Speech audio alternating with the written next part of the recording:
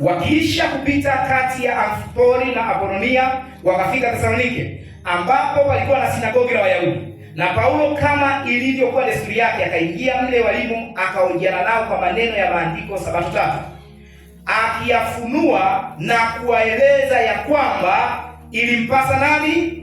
Kristo kuteswa na kufuka katika wafu, na ya kwamba Yesu huyu ninayewapasha ninyi habari zake ndiye nani? Ndiye Kristo. Kwa nini? Neno Kristo lina maana kubwa. Mtu anaposikia Kristo ni lazima auone wokovu wake. Anapolitazama neno Kristo ni lazima auone msamaha wa dhambi. Ni lazima auone ushindi wake dhidi ya shetani. Kristo.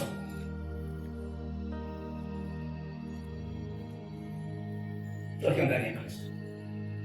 Kiwanda, kuna watu wanaogopa wachawi. Niko ndani ya Kristo, hana ufahamu. Hana ufahamu. Si kwa sababu mchawi ni mtu mkuu, no. Ni kwa sababu hana nini maana ya kuwa ndani ya Kristo. Huyu mtu siku atakapopata ufahamu wa kwamba nini kimetokea kwa kuwa ndani ya Kristo, anatoka kwenye hofu. Anatoka kwenye hofu. No wonder kuna watu wanaogopa mizimu. Sasa anaogopa hata kurudi kijini kwao, anasema mizimu itaniona. What is mizimu, by the way?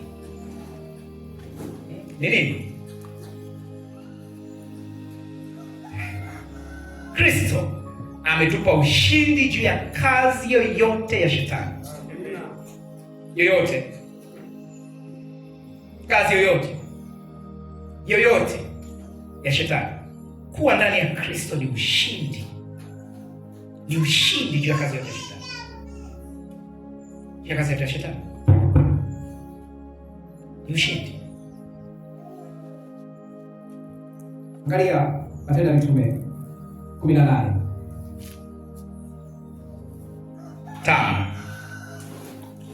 Matendo ya Mitume 18:5. Matendo ya Mitume 18:5. Anasema, baada ya mambo hayo, Paulo akatoka Athene, akafika Korintho. Akamwona Myahudi mmoja jina lake Akila, mzalia wa Ponto, naye amekuja kutoka nchi ya Italia siku za karibu, pamoja na Priscilla. Nimeanzia mstari wa kwanza nimeanzia mstari wa kwanza. Pamoja na Priscilla mkewe, kwa sababu Klaudio amewaamuru Wayahudi wote watoke Rumi, naye amefikiria kwao. Na kwa kuwa kazi yao ya ufundi ilikuwa moja, akakaa kwao, wakafanya kazi pamoja, kwa maana walikuwa mafundi wa kushona hema. Akatoa hoja zake katika sinagogi kila Sabato, wakajaribu kuwavuta Wayahudi na Wayunani. Hata Sila na Timotheo walipoteremka kutoka Makedonia, Paulo akasongwa sana na lile neno, akiwashuhudia ya Wayahudi ya kwamba Yesu ni Huo ndio ushuhuda wa mitume. Ushuhuda wa mitume sio story nyingi. Ushuhuda wa mitume ni kwamba Yesu ndiye, na huo ndio ushuhuda wetu, kwamba Yesu ndiye, na huo ndio ujumbe wetu sasa na hata milele. Tutaendelea kusema Yesu ndiye Kristo. Katika yeye umesamehewa dhambi milele. Yesu ndiye Kristo. Katika yeye umehesabiwa haki. Yesu ndiye Kristo. Yesu ndiye Kristo. Katika yeye uangamii. Katika yeye upo mbinguni. Katika yeye una habari na kitu kinachoitwa kuzimu. Kwa nini?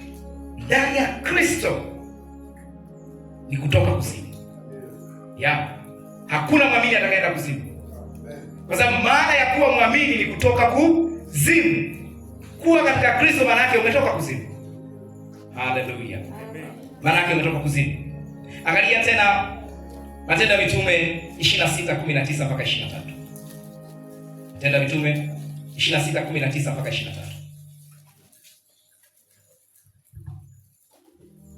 Matendo ya Mitume 26:19 mpaka 23. Yes. Mpaka 23. Anasema 19 mpaka 23. Anasema, kwa hiyo Mfalme Agripa, siku ya asi yale maono ya mbinguni, bali kwanza niliwahubiri wale wa Dameski na Yerusalemu na katika nchi yote ya Uyahudi na watu wa mataifa kwamba watubu na kumwelekea Mungu, wakiyatenda matendo yanayopatana na kutubu kwao. Kwa sababu ya hayo Wayahudi walinikamata ndani ya hekalu wakajaribu kuniua. Basi kwa kuwa nimeupata msaada utokao kwa Mungu, nimesimama hata leo hivi nikiwashuhudia wadogo kwa wakubwa, wala sisemi neno ila yale ambayo manabii na Musa waliyasema kwamba yatakuwa, ya kwamba Kristo hana budi kuteswa, na ya kwamba yeye kwamba kwa kufufuliwa katika wafu atatangaza habari za nuru kwa watu wake na watu wa manabii na Musa walizungumza kuhusu Kristo. Kristo ndio ujumbe wa manabii. Kristo ndio ujumbe wa maandishi ya Agano la Kale. Unaposoma maandishi ya Agano la Kale usipomwona Kristo, anza kusoma tena. Usipomwona Kristo, muulize mchungaji akufundishe kusoma. Sio? Yes. Kwa sababu moja ya sababu ya kuwepo kanisani tufundishwe kusoma Biblia. Tukifundishwa kusoma Biblia tumuone nani? Yesu. Unaposoma Agano la Kale unachokiona wewe tu ni laana za ukoo. Ukisoma Agano la Kale tunachokiona ni nani? Unakutana na Daudi na Goliath. Ukisoma Agano la Kale unakutana na Samson na Delila. Na ndo story zako. Hujaelewa maandishi ya Biblia. Kwa sababu maandishi ya Biblia yanazungumza kuhusu Kristo. Kuhusu Kristo. Unapaswa muone Kristo. Na mitume walifanya hiyo kazi. Kuchukua maandishi ya Agano la Kale na kutuonyesha Daudi anazungumza kuhusu Kristo. Musa anazungumza kuhusu Kristo. Samueli anazungumza kuhusu Kristo. Isaya anazungumza kuhusu Kristo. Habakuki anazungumza kuhusu Kristo. Nehemia, Ezra, wote wanazungumza kuhusu Kristo. Na Mtume Paulo anapojitetea anasema, mimi kosa langu ni kuambia kwamba Yesu ndiye, na alikuwa ni kosa kubwa. Unasemaje kwamba Yesu ndiye Kristo? Kwa sababu Kristo katika jamii yao ni mtu mkuu. Umeelewa? Mfalme ni mtu mkuu. Lakini Mungu alitumia unyonge, alitumia udhaifu kuonyesha ukuu wake. Ndio maana huyu mfalme ni mfalme kutoka kwa wafu. Huyu mfalme ni mfalme kutoka mautini. Wao wategemea ni mfalme kutoka mbinguni anayekuja kwa muujiza, huyu mtu mkuu. Lakini katika hekima ya Mungu, huyu mfalme ni mfalme kutoka mautini. Ni mfalme kutoka kwenye dhambi. Ndivyo Biblia inasema. Yeye asiyejua dhambi alifanya kuwa dhambi kwa ajili yetu tupate kuwa haki ya Mungu katika. Huyu ni mfalme kutoka kwenye dhambi. Ni mfalme kutoka kwenye mauti. Ni mfalme kutoka kwenye kitu cha kudharauliwa kabisa. Lakini katika hilo ukombozi wa ulimwengu umefanikiwa. Haleluya, la reino ila gracia brahata. Jena hizo era pratish. Neriko talabazele kroni emna haikazibro akradia suba. My God, thank you Lord. Raza tutasimama katika jina la Yesu. Renonja igradia sunama. Era doza vida andro de grahigra hos parata. Mama teza kata. Eya na haya kosime hey hando. Na no jandelido hasa crino sapro gamte. Neno shakadino hisa branto ela gradosha. Lira ruska brante kede branta la proske hanta.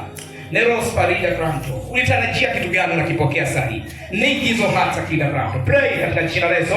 Jenos sakata keda kadia lusana. Ya Joza libra hante. Nerikata katunda adila kuze brada. Nereko supra. Unaweza kunena kwa lugha, sema kwa lugha mpya. Lanonjata. Ezote talita halagaso. Jenos pilo egida.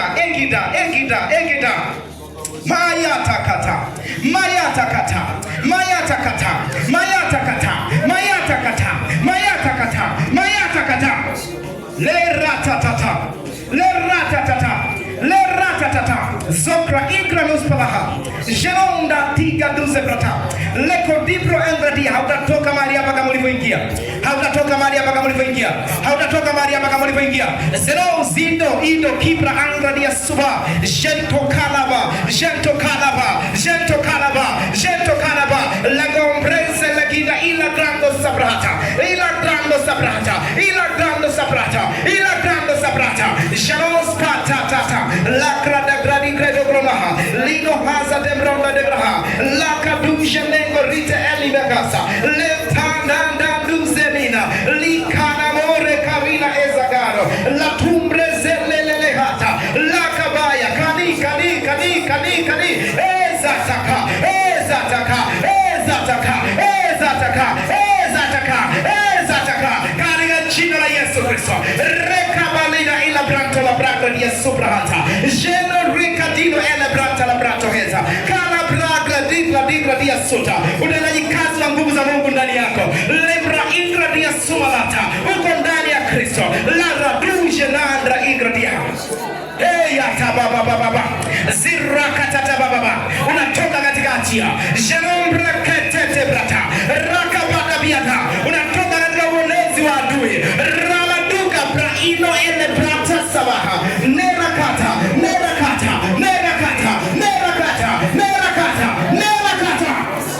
Sharababa. Zerra. Sharamama koliboyata. Rapateli gosata. Ule ugonjwa uliopata uhalali kwa sababu ya ujinga unaokuhusu Kristo. Katika jina la Yesu naondoka. Katika jina la Yesu naondoka. Katika jina la Yesu naondoka. Wewe sio mali ya shetani. Wewe sio mali ya shetani. Rakuta. Haya basi.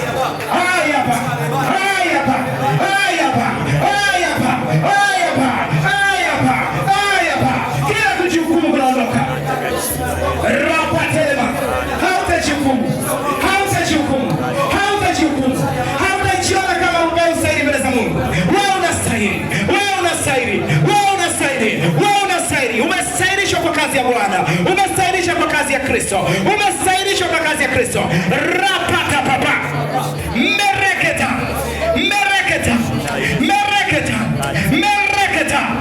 Jirabados. Ripando la maha. Ezele makina brados. Matula baha. Eya manaloga zala brate. Rata mama. Jiropozele graino mata. Repaturi makata. Jirete moradia sata. Roperalia sorapatele laha. Arabasobraza. Jena.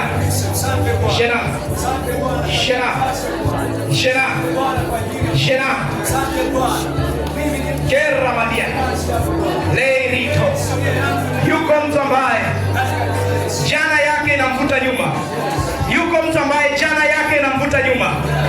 Anajiona kwamba kwa sababu ya yale aliyofanya jana, sasa Mungu hawezi kufanya jambo lingine kwake. La roskabra ingra dia sobrahata. Karina azobranta la brosta. Ninalo neno la Bwana juu yako siku ya leo. Katika jina la Yesu Kristo. Umekombolewa milele na milele yote. Jana yako haiwezi kukuvuta tena. Katika jina la Yesu Kristo. Ninalo neno la Bwana juu yako. Kwamba uwe na ujasiri songa mbele. Kariba baba shata. Repata la baba. Zuka la mama ndelemosa. Rikata la bosa. Jana yako inakuvuta. Yale ambayo uliyafanya zamani, unahisi kwamba yanakuvuta. Na adui anayatumia kukudanganya kwamba Mungu hawezi kufanya kazi na wewe. Kwamba Mungu hawezi kufanya kazi kwako. Katika jina la Yesu. Rato za brata. Leo ninakutangazia ukurasa mpya umefunguka.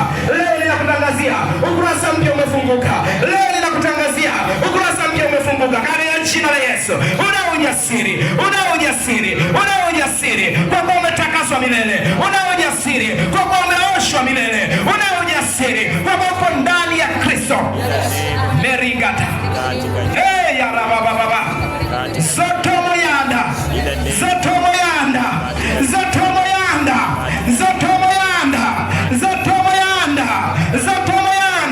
Hautakaa kinyonge. Hautakaa kidhaifu. Katika jina la Yesu.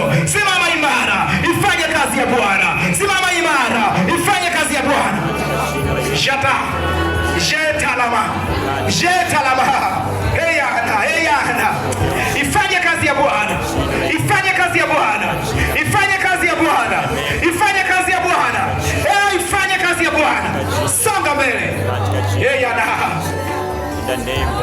la voz. La voz y a la baja la vaya. La vamos sigo llenando. Lleno ni la logo sabaya no mando. La bakurimaya na kurirebosa. Lleno maligano na kurirebosa ya la ba. Rarosha brahida grando sobrahanta raida gradoska. Pokea katika jina la Yesu. Unapokea katika jina la Yesu. Unapokea katika jina la Yesu. Enigo sabino la ligado sebra. Le rarabaya gado sabare anda shagoradia bate. Erabradia sobrata. Rakata la bronda la broska brata. Renoshata virisho karama za Roho Mtakatifu. Rano sperina engrodia sobrata. Rano shelebranta ambayo ulikuwa uwezi kunena kwa lugha, unapokea mdana kwa lugha sahi. Rano brenda ndanda zoka. Lekaba ya do brande lagina no seida. Heza zazada. Rakababa derero sarababa. Rakaderero sarababa. Usiazuia maneno. Radisada. Radisada. Radisada. Radisada. Radisada. Radisada. Radisada. Radisada. Radisada. Radisada. Yeah, yeah, yeah, yeah. Yeah, yeah, yeah. Yeah, yeah, yeah. You know, Salimoda. Hey, yeah, yeah, yeah, yeah, yeah. Hey, yeah, yeah, yeah, yeah. Hey, yeah, yeah, yeah, yeah. Yeah, Raptano, Riva, Sukaya. Oh, Mandela Bakuriba. Hey, Rabamano, Siko. Hey, Rabamano, Siko. Jalobarania, Koremo, Sakara, Labradia. Rebando sikaya baba, ramando saya baba ketosi, yepanosa. Mshukuru Mungu kwa ajili ya kile ulichokipokea, kwa ajili ya kile ulichokipokea. Amini katika ujumbe wa Kristo, amini katika yale Mungu ameyafanya katika Kristo. Amini hivyo, hayo ni ya kwako, ni mali yako, ni hali yako ndani yake Kristo Yesu.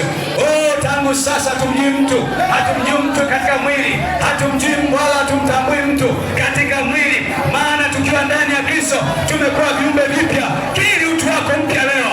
Amini hakika ya kwamba hivyo ndivyo ulivyo, hivyo ndivyo ulivyo. Hakuna anayeweza kubadilisha uhalisia huo, hakuna anayeweza kubadilisha.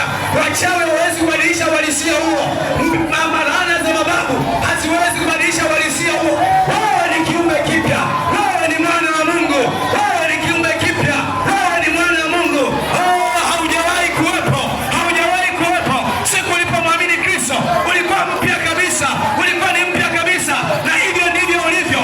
Hakuna anaweza kubadilisha hiyo historia, hakuna anaweza kubadilisha huo uhalisia. Ni utambulisho wa kwako, ni utambulisho wa kwako. Tembea katika huo, amini katika huo, fuata katika huo. Usikubali shetani akakudanganya, mawazo ya giza akakudanganya. Wewe ni kiumbe kipya, wewe ni kiumbe kipya. Hauna muunganiko na mababu, hauna muunganiko na laana za mababu, hauna muunganiko na adhabu, hauna muunganiko na makosa yaliyopita. Wewe ni kitu kipya kabisa, wewe ni kitu kipya kabisa. Rebatosa mando kobosia babakena, rebanosa rebanosa, yepakosa moya kobagomo, penaza rebanosia mo, bekenosa atosia maka, rebando koba, yemando sika koba. Damu ya Kristo inatosha, damu ya Yesu inatosha. Hauhitaji kitu kingine, unahitaji kuamini na kuelewa yale Yesu ameyafanya kwa ajili yako. Rabata zaya pekenosa ondosi ya maka bonepa bandoka bosa riamandosa yemando kobosi ya baba kemandosa likambosama. Afya yako inapokea uzima leo, afya yako inapokea uzima leo. Magonjwa hayatatajwa tena katika mwili wako. Udhaifu unaondoka. Wewe ni kiumbe kipya, unarithi yale Bwana ameyafanya kwa ajili yako. Yapanosa lekebosomo yako bagomoli ya baba likambosa. Hakikisha ubaki vile, hakikika mshangai mtu. Amini katika kazi ya Kristo, amini utu wako mpya ulio ndani ya Kristo. Shetani asiendelee kukudanganya, shetani asiendelee kushawishi mawazo yako. Fuata kile Yesu anasema na wewe, fuata kile neno linasema. Uhalisia ambao neno nakwambia, huo ndio uhalisia wako, huo ndio uhalisia wako. Hakuna maana nyingine nje hayo. sikaya ba bombosi ya ma pekendo sima yakoba gomori ya baba rebano sa yemoko bosa miketo sa remando kabo rebando sa ya baba ke naso vikando sa yemando ka baba asante kwa kutufanya viumbe vipya Bwana. Asante kwa kututambulisha katika kazi ya Kristo Baba. Asante kwa neema hii ya kipekee Baba. Asante kwa neema hii ya kipekee, hakuna anaweza kubadilisha. Umetupenda pasipo matendo, umetusamehe pasipo matendo, umetukubali kwa imani ya kwamba tu wako milele, na unasema kila ajaye kwako hautamtupa nje kamwe. Asante kwa kuwa umetupata milele, hautatutupa nje kamwe, maana tulifufuka pamoja nawe katika mauti tulifufuka pamoja nawe, na tumeketi pamoja nawe mkono wa kuume katika ulimwengu wa roho. Hayuko anaweza kututoa mkononi mwako. Laana za mababu haziwezi kututoa mkononi mwako. Maneno ya uongo hayawezi kututoa mikononi mwako. Tuwe kwako milele.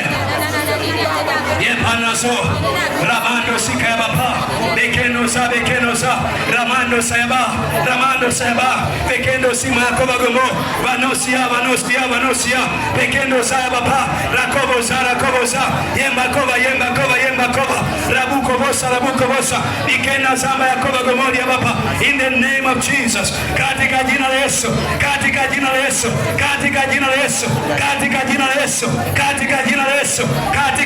Yesu Baba. Asante, tukuze Bwana, asante kwa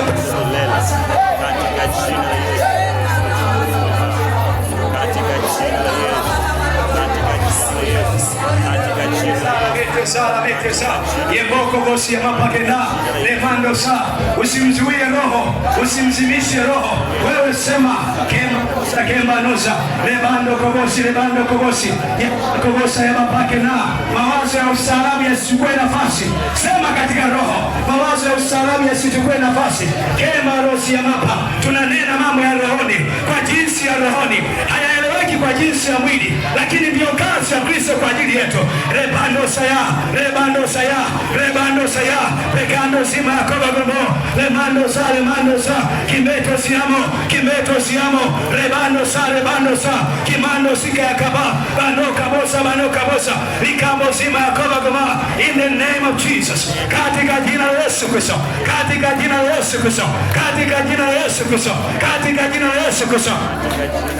Macho yako yanaona na kuelewa mambo ya rohoni.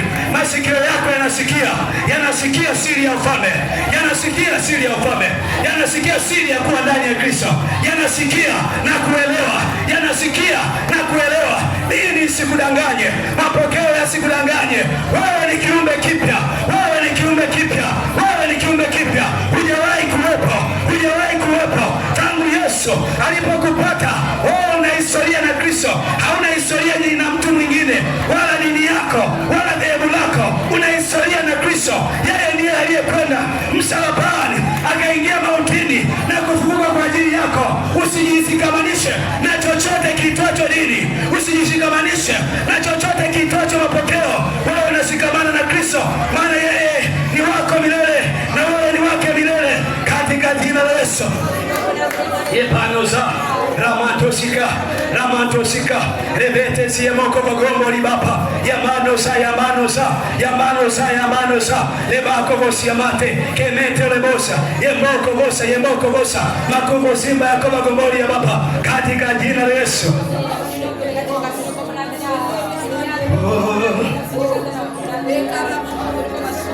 Yepanasaya Enesie Batesie Kalediko Enesie Manu Biate Mako Makure Dinesie Ba Mariku Vasi Yerebe Kemano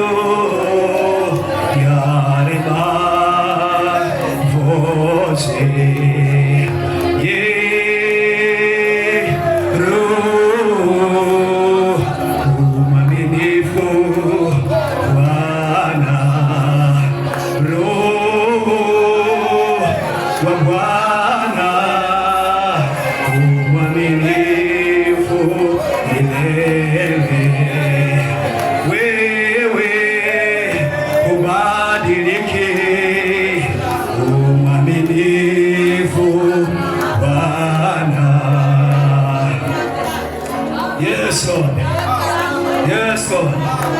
Yes, Lord. We glorify your name. Oh, asante kwa kazi njema uliyeitenda kwetu katika Kristo. Ye mandosa rabatosi. Baba, tunakushukuru. Baba, tunakutukuza. Baba, tunakuinua wewe. Oh, tunakuabudu hakika katika roho na kweli. Umetupata ndani yako. Umetupata ndani yako. Nawe ndani yetu Bwana. Utambulisho wetu ni wewe. Oh, sifa yetu ni wewe. Oh, uzima wetu ni wewe. Nguvu yetu ni wewe. Ujasiri wetu ni wewe. Historia yetu ni wewe. Harabapa peketo siaba kembanosa magugo siaba teramando pagugo za remando kobosiama. Hakiko cha kunikatisha tamaa tena. Hakiko cha kunikatisha tamaa tena. Oh, hakiko cha kunikatisha tamaa tena. Rebatosia matakara lebombo si ongobo sima yakoba gombori ya baba. In the name of Jesus.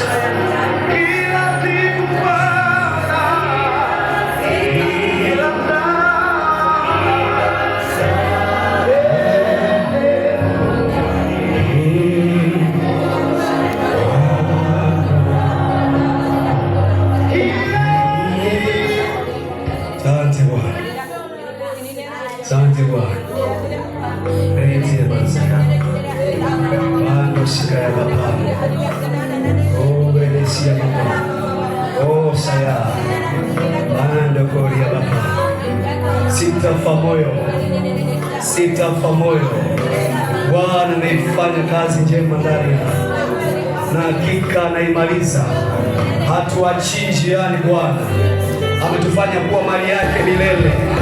Oh, rabatezai, hakika huna sababu ya kufa moyo. Bwana amefanya kazi njema na anazidi kuikamilisha hata ukamilifu wake. Oh, hatuna matumaini yanayofishwa ama yanayokatishwa tamaa kwa mambo ya ulimwenguni, bali tumaini letu linasimama katika mazingira yote, nyakati zote na katika hali zote. Atukuzwe Mungu ambaye anatufariji kwa faraja zote. Atukuzwe Mungu ambaye anatutia moyo katika mambo yote. Yeye ni faraja yetu, yeye ni nguvu yetu, yeye ndiye tumaini letu. Oh, hata pale ambapo pameonekana ni pagumu, unapomtazama Bwana, yeye ndiye msaada wako. Unapita hapo, unaendelea mbele, kisiwepo kitu cha kukusimamisha. Daima mtazame Bwana kwa kazi yake, na hakika yeye ni mwaminifu kwako. Oh, sitafa moyo, mwaminifu yeye aliyenita taimaliza. Sitafa moyo, ninajua wewe uliniita ni mwaminifu. Kazi ulioanza maishani mwangu, na kuamini utaimaliza. Haya, mpigie makofi mengi ya kumtukuza Bwana. Furahi katika Bwana, shangilia katika Bwana kwa ajili ya kile ambacho Mungu amekugawia siku ya leo, katika kuzidi kuelewa utambulisho wako ndani ya Kristo kama kiumbe kipya. Mungu akubariki sana pasa, na asante kwa kutulisha katika sehemu hiyo ya kwanza. Wangapi wameelewa? Wangapi wana mashaka na wokovu wao? Wangapi wana ujasiri na kazi ya Kristo ndani yao? Wangapi wameelewa kwamba wao ni msiwe? Haleluya. Haleluya tena. Amen. Haleluya. Amen. Haleluya. Haleluya. Haleluya. Tukisema kambi la Pasaka tunasema nguvu na ufunuo wa Kristo. Kambi la Pasaka, nguvu na ufunuo wa Kristo. Bwana asifiwe. Haya, pamoja. Kambi la Pasaka, nguvu na ufunuo wa Kristo. Je, Kristo anafunuliwa kweli? Amina. Amefunuliwa kweli? Amen. Unamuelewa? Amina. Unaachaacha baadhi ya mambo ambayo yamesukwasukwa kwenye akili yako. Ndio kazi. Tunaangusha kilichopandwa na adui, tunachipusha kile ambacho Bwana anataka kimee kwenye maisha yako, ili kiongoze maamuzi yako na mwenendo wako wa kila siku. Bwana asifiwe. Haleluya. Basi tunamshukuru Mungu kwa ajili ya yale ambayo tumejifunza katika sehemu hii ya kwanza. Mungu akubariki sana Pasa kwa kazi hiyo njema. Pasa anatukumbusha na kutusisitiza kwamba mtu mpya katika Kristo hajawahi kuwepo duniani. Bwana asifiwe.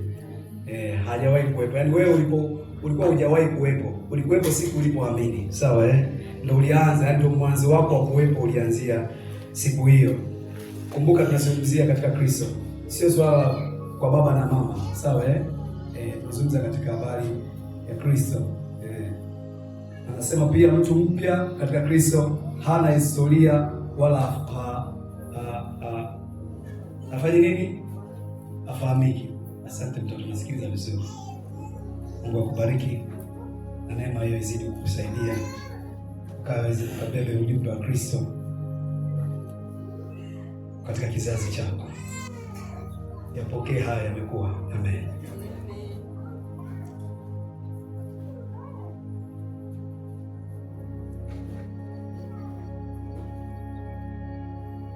Nje ya Kristo huwezi kumwelewa mwamini. Sawa Wanaotafuta kukuelewa wewe kwa nini unanena kwa lugha hawezi kuelewa. Kwa sababu haya mambo yanaeleka ndani ya Kristo. Sawa kwamba nje ya Kristo huwezi kumwelewa mwamini.